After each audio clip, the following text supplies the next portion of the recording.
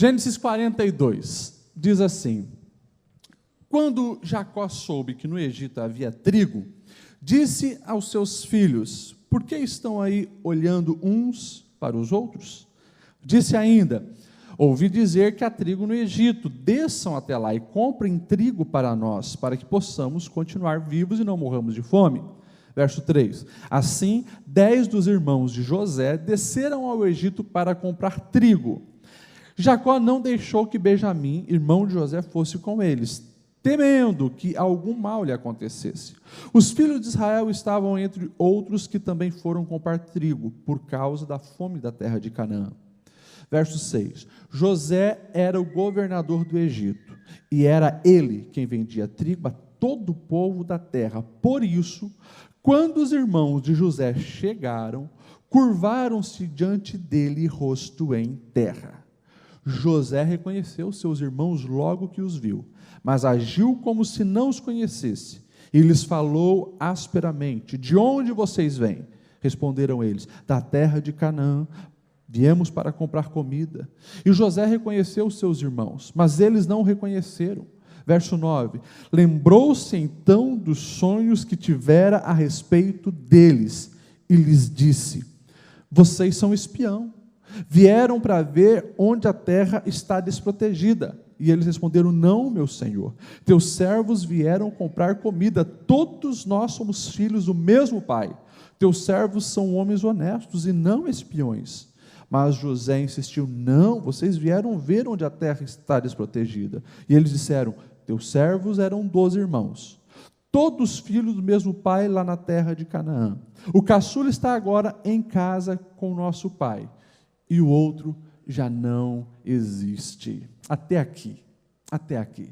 Meus irmãos, nós estamos aí se aventurando, sobre uma linda história que Deus fez chegar até nós para que nós aprendêssemos. E nós vimos, em Gênesis 41, que José, ele sai do cativeiro, ele sai da cadeia, onde ele tinha sido acusado injustamente, ele interpreta o sonho de Faraó e agora se torna o governador do Egito todo. Sabemos que, como nós falamos, Deus o exaltou, não apenas para ele ser alguém grande dentro daquele império, muito menos para se tornar alguém arrogante, mas havia um propósito de Deus para a vida de José, para abençoar os outros povos, e foi isso que aconteceu. 7 anos de muita fartura a terra deu, a terra brotou muito alimento, e a sabedoria que Deus tinha dado a José serviu para que ele acumulasse e guardasse esses recursos. O texto vai dizer que José conseguiu guardar mais tanto trigo, que as medidas da época não conseguiam mais calcular os estoques que José armazenou. Passa os 7 anos de prosperidade e chega então aquilo que o sonho revelava, o sonho de Faraó que José interpretou. Depois de 7 anos de vacas gordas e belas, vai vir 7 anos de vacas magras, e a coisa vai ser feia, porque o texto diz: como nunca houve antes na face da terra. Quando chega esse tempo de crise, a crise não apenas se espalha em todo o território do Egito, o povo então agora com fome começa a ir buscar comida com José, porque ouviram falar que tinha mantimento lá no Egito, mas a fome também chega lá em Canaã, 700 quilômetros de distância da onde José estava. Os irmãos de José e o pai de José também agora estão sentindo já o início desse tempo de crise e escassez. E é interessante que já no versículo 1, pode colocar ali na tela, versículo 1, diz que o pai Jacó, já de idade, o velho Jacó, ele olha para os filhos e faz uma pergunta muito interessante: por que estáis olhando uns para os outros? E o verso 2, ele já propõe uma solução. Disse mais: eis que eu tenho ouvido que há mantimento no Egito, descei para lá e comprai-nos dali, para que vivamos e não morramos. Esses 2 primeiros versículos, a primeira lição, muito rápida, muito direta e muito simples. Tem momento na vida que a atitude é extremamente necessária. Sempre precisamos tomar atitudes. Mas, às vezes, tem coisas que para serem solucionadas a gente consegue esperar. Tem momentos que a gente deve esperar a poeira baixar para não tomar atitudes precipitadas. Mas tem coisas que, se você não se posicionar, se movimentar, correr atrás, você acaba perecendo.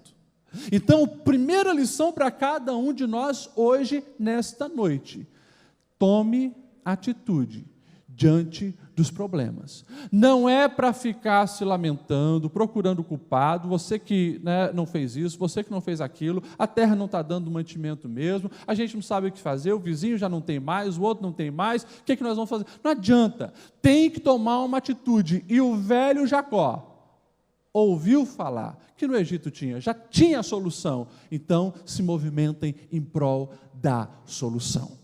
E a voz de Deus para cada um de nós é justamente essa: tome atitude diante dos problemas. E mais, peça sabedoria ao Senhor para que, quando você catalogar os problemas que você enfrenta, você consiga também estipular prazos de atuação, para que você entenda que tem problemas que não dá para adiar.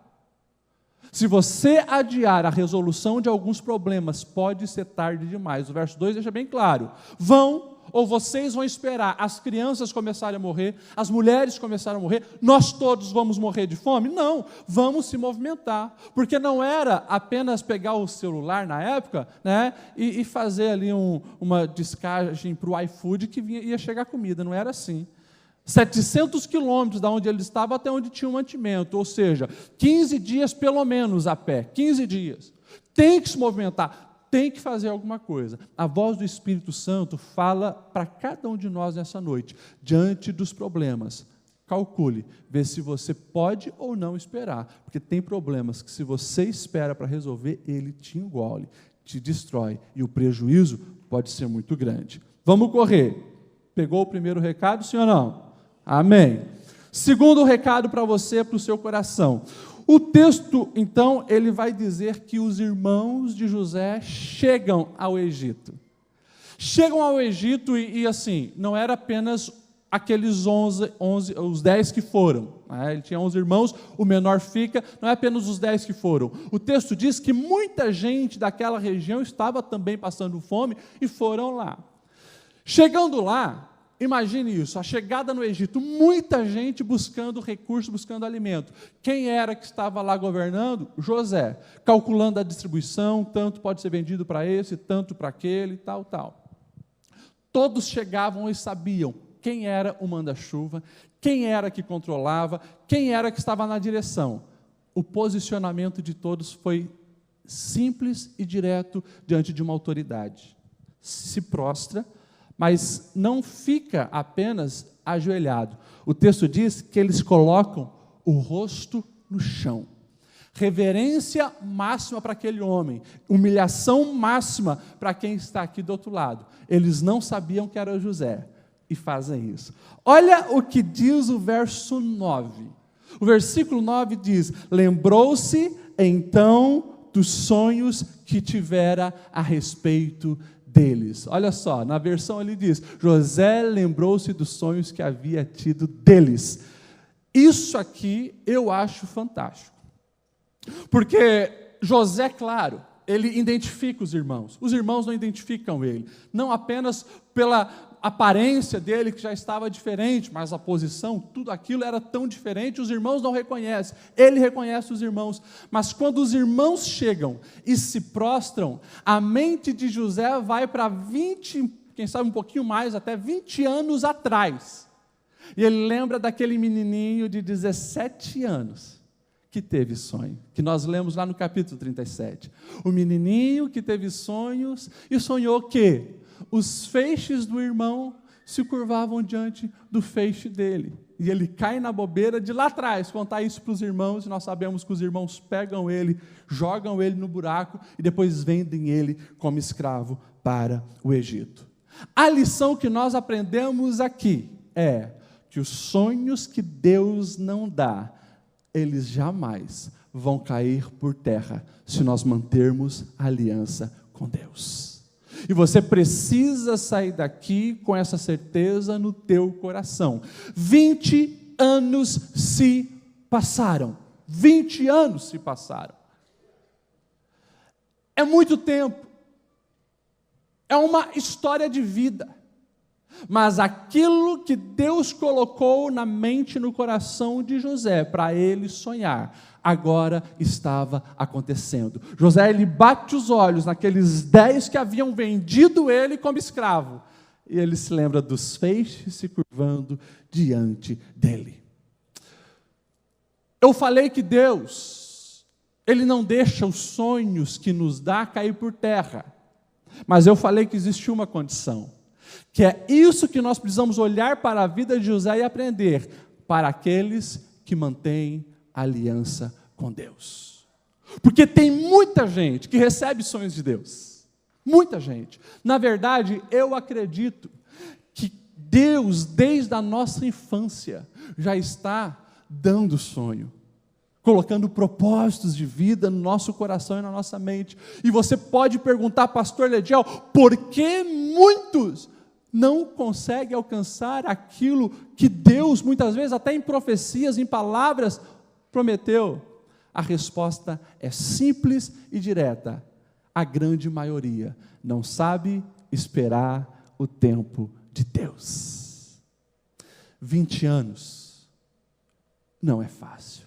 E não foi 20 anos num resort, não foi 20 anos no spa, 20 anos de sofrimento, lágrimas e aprendizado. Mas em momento algum ele abriu mão do seu Deus, e agora a promessa estava se cumprindo. Palavra direta e clara para você: continue aliançado com o seu Deus e não abra mão dele, porque tudo que ele prometeu no tempo certo vai cumprir. Entenda e cuida do teu coração para não se confundir e não se enganar. Na nossa geração fast food, onde nós não temos tempo para nada, entre aspas, sempre estamos apressados, sempre estamos correndo. Esperar o tempo de Deus pode ser agoniante. Esperar o tempo de Deus pode nos gerar crise. Muitas vezes nós falamos que Deus está em silêncio, mas sempre entenda que o silêncio de Deus não significa a ausência de Deus. Ele está no controle, e se você manter-se debaixo da graça e da proteção dele, os sonhos vão se cumprir. Dentro desse versículo 9, eu preciso também falar de algo ao teu coração. Porque quando José bate os olhos e vê os irmãos ali, do que ele se lembra? Do que ele se lembra? Dos sonhos. José se lembra do sonho. Quem deu sonho para José? Foi Deus. Eu não sei se você já teve o desprazer de reencontrar aquela pessoa que te machucou e te feriu. Sabe aquela pessoa que você tinha certeza que era a última do mundo que você queria encontrar, mas você tinha certeza que ela tinha mudado para outro país.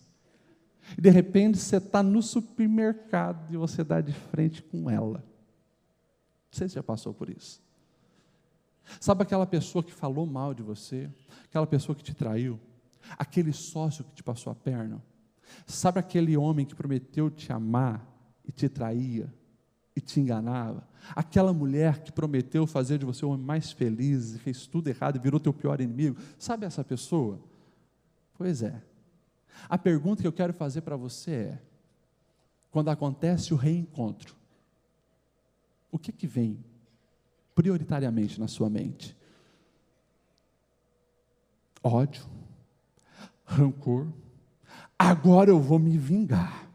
Olha José, o cara que era um manda-chuva lá no Egito, ele mandava em tudo, ele fazia assim, ó, pronto, os 10 estavam mortos, já era, corta a cabeça de todos. Mas quando ele vê os irmãos, prioritariamente na mente dele o que vem, não é a atitude dos irmãos de traírem, jogar ele no buraco e vender ele como escravo. Quando ele olha os irmãos, a promessa lateja muito mais no seu coração do que qualquer rancor, amargura e ódio. O que o Espírito Santo nos ensina? O Espírito Santo nos ensina que, e eu já falei isso aqui, aquilo que nós fazemos enquanto o tempo passa, é que vão determinar sucesso, fracasso, solução ou problema duplicado. José não ficou remoendo e alimentando aquilo que os irmãos tinham feito. Não esqueceu, mas a ferida Deus já havia cicatrizado. E ele pôde, quando vê os irmãos, se lembrar de uma promessa e não de uma vingança. O tempo passa. Enquanto o tempo passa, escolhe Deus. Escolhe ser grato. Escolhe enxergar a vida pelo lado positivo. Escolha enxergar as bênçãos em vez das maldições. Escolha enxergar os privilégios que você tem. Escolha enxergar os benefícios que diariamente Deus dá. Porque se você acorda já com o pé esquerdo, reclamando porque tem que acordar cedo e trabalhar, reclamando porque acabou o gás ou a energia e vai ter que tomar banho na água gelada, reclamando porque só tem aquele pão velho de ontem, reclama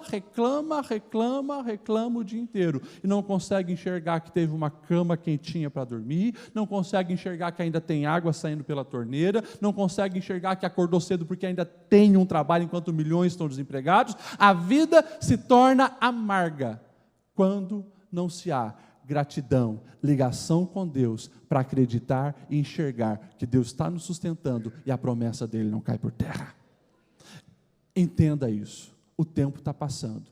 Não permita que aquilo que fizeram a você destrua tudo que Deus construiu e deseja construir através da sua vida. Jamais esqueça, o ódio te impossibilita de enxergar o cumprimento das promessas de Deus. Vamos correr. Próxima lição é: quem pratica o mal sempre sofrerá danos. Por que você está dizendo isso? Porque quando José ele vê os seus irmãos prostrados, ele lembra do sonho e vê se cumprindo. E daí, claro, agora ele está numa posição de autoridade. Ele não fala o hebraico ou o aramaico, como os irmãos falavam. Ele chama um intérprete para falar, ele falava em egípcio e traduzia para aqueles homens, fingindo ser uma outra pessoa. E de imediato eles dizem: de onde vocês são? Vocês vieram espiar a terra? Não, nós somos homem de família, somos honestos, o nosso pai está lá com o nosso irmão mais novo e tal e tal. E ele faz que não conhecia, finge que não sabia quem era e diz: eu não acredito em vocês, acredito só se eu ver esse irmão então que vocês falam. 3 dias deixa eles lá, 3 dias deixa esses homens na cana, preso, para fazer uns testes com eles. E é interessante que, é claro que a gente não consegue imaginar tudo o que aconteceu, mas aqueles homens presos começaram a conversar entre si. Não entendiam porque aquele homem que mandava no Egito estava tão duro com eles. Olha só o que eles vão falar no versículo 21, 22 e 23. Eles se prontificaram a fazer isso. Fazer o quê? A proposta de José é: eu só vou libertar se vocês trouxerem então esse irmão mais novo e provar que vocês não são espião. Então disseram uns aos outros: na verdade, somos culpados acerca do nosso irmão. Olha só, 20 anos se passou. E quando alguma coisa negativa estava acontecendo com esses homens, eles se lembraram do quê? Da atitude de 20 anos atrás, de José. Pois vimos a angústia da sua alma, quando nos rogava, nós, porém, não ouvimos. Por isso, vem sobre nós essa angústia. 20 anos se passaram, e os irmãos que cometeram o mal estavam sofrendo dores de angústia, remorso, e ainda pesava no seu coração aquilo que eles fizeram lá atrás.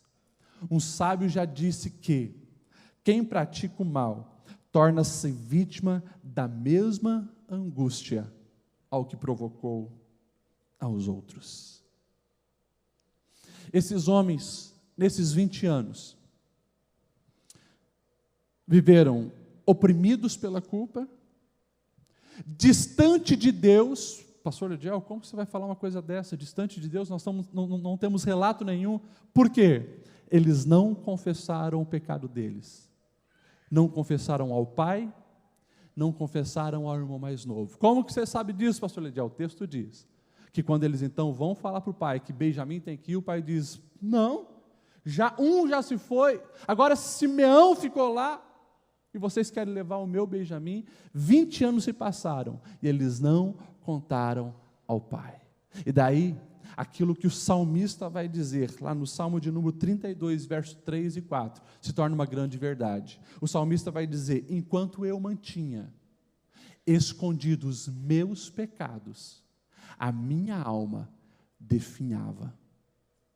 Enquanto eu tentei acobertar os meus erros, era como se fosse pressionado pela mão de Deus. Está ali o texto, porque de dia e de noite a tua mão pesava sobre mim, e o meu humor se tornou em sequidão. O verso 3, volta um ali, 32 e 3, quando eu guardei silêncio, envelheceram os meus ossos pelo meu bramido em todo o dia.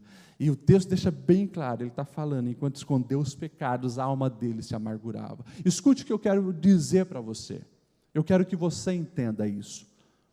Nós estamos falando de José, e eu espero que todos nós nos encaixemos muito mais na figura de José, o sonhador, e que Deus está nos guiando e direcionando. Mas nós também precisamos, em momentos desses, colocar do outro lado. Porque do púlpito à porta, ninguém aqui dentro desse ambiente é perfeito.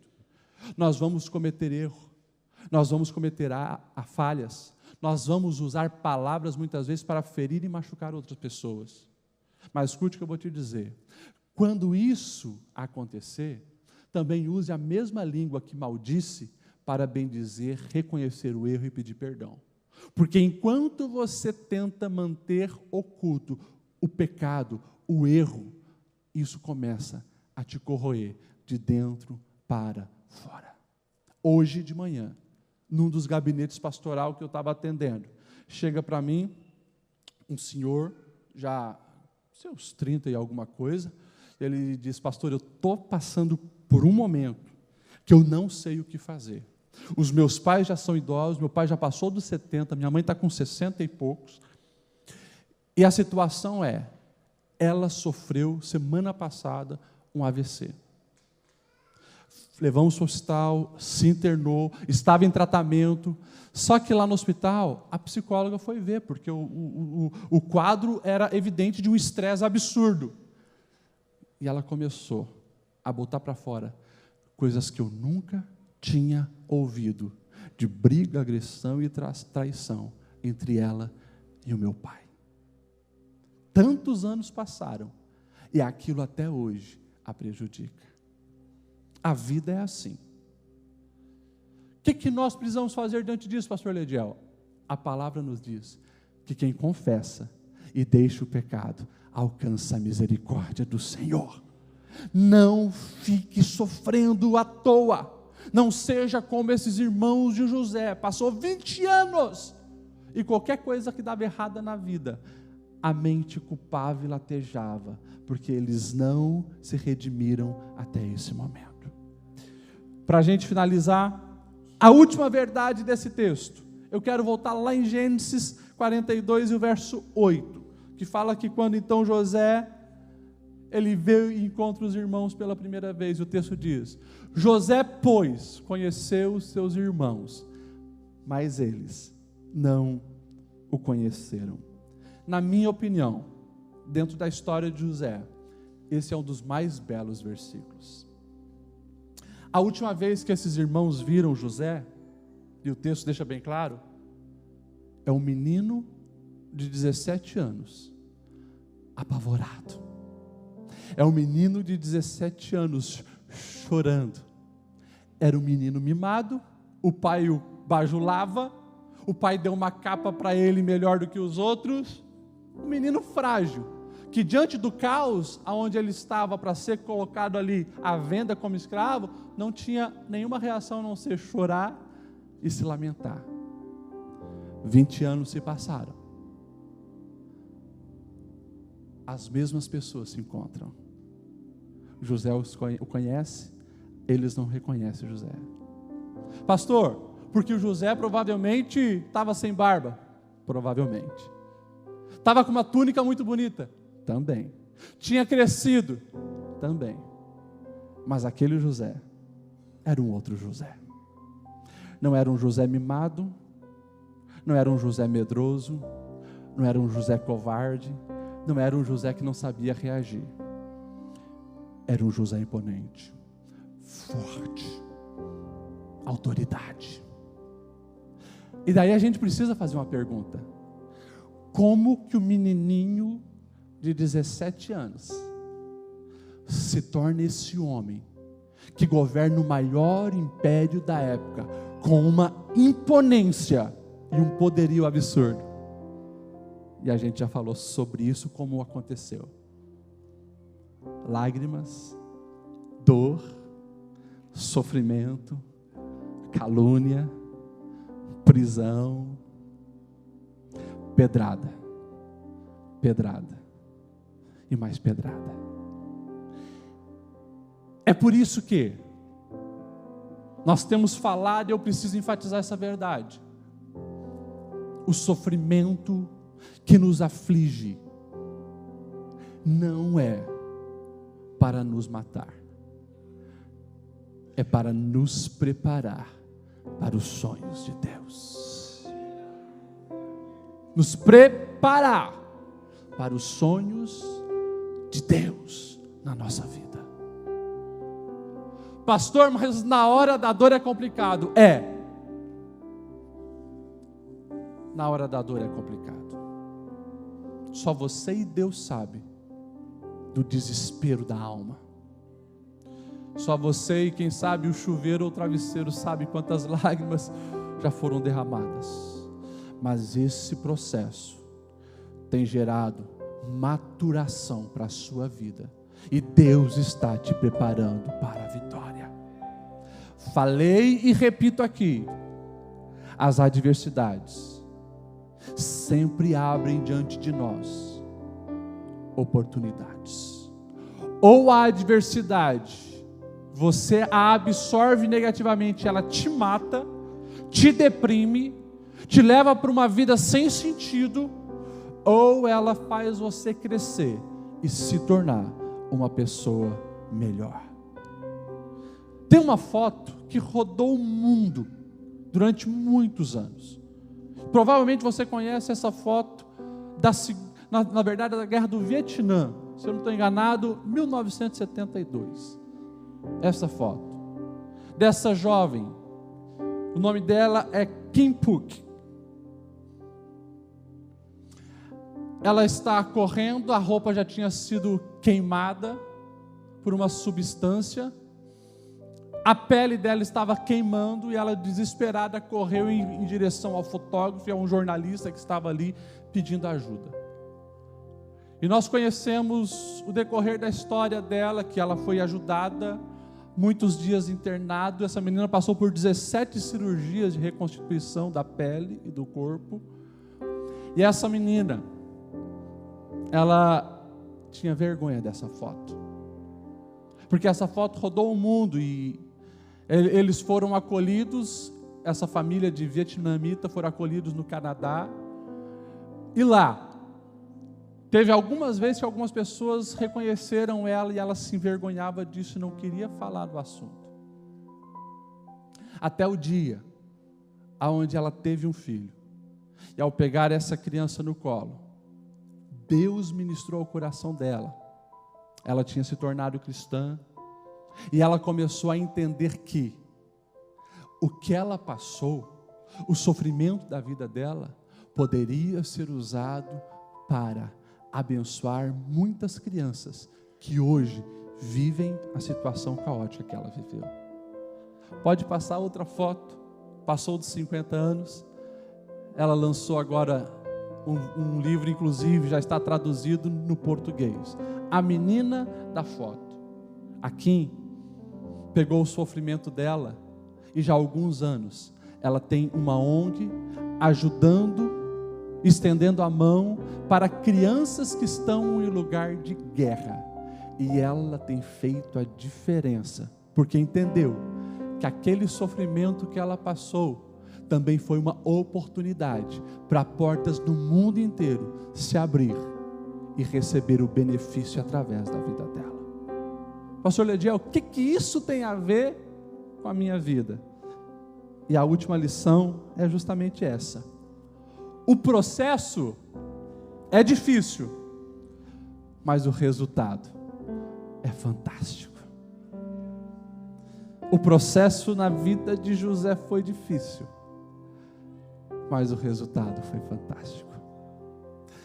Talvez você está nos dias do processo e está apertado, está doendo, está difícil. O que você vai fazer? Ficar traumatizada porque você sofreu um abuso lá atrás, e isso está atravessado no teu coração? Ficar se lamentando porque aquele casamento que você sonhava não deu certo e houve traição? O que você vai fazer? Manter amargura no coração por causa do que seus pais fizeram contigo? Guardar mágoa pela zombaria que você sofreu na adolescência? Ou você vai olhar para Deus e dizer: a graça de Cristo cura todas as dores da minha alma, há um propósito maior para a minha vida, e é nesse caminho que eu quero seguir. Se coloque de pé nesse momento. E eu quero que você saia daqui entendendo que a dor que você sofreu, ela vai potencializar as ferramentas de cura que você fará em outras vidas. Você pode colocar a mão no seu coração? Eu quero que você feche seus olhos e vou pedir para o nosso presidente orar pela sua vida. Eu quero fazer duas orações. Eu vou fazer essa oração, mas depois eu tenho outra. Pai querido, nós ouvimos a Tua palavra. E a Tua palavra traz cura. A Tua palavra sara as feridas. A Tua palavra traz alegria. A Tua palavra traz vida. A Tua palavra traz ânimo. A Tua palavra traz esperança. A Tua palavra traz refrigério. E nós pedimos nesse momento que isso venha acontecer nesta vida. Não importa o que o teu filho e a tua filha passaram ou estão passando.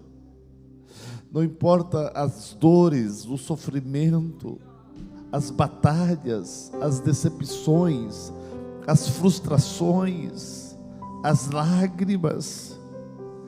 Mas venha nesse momento, Pai, e traz cura a esta vida, traz cura a esse coração, traz refrigério, assim como Tu abençoaste José, abençoa esta vida, Pai.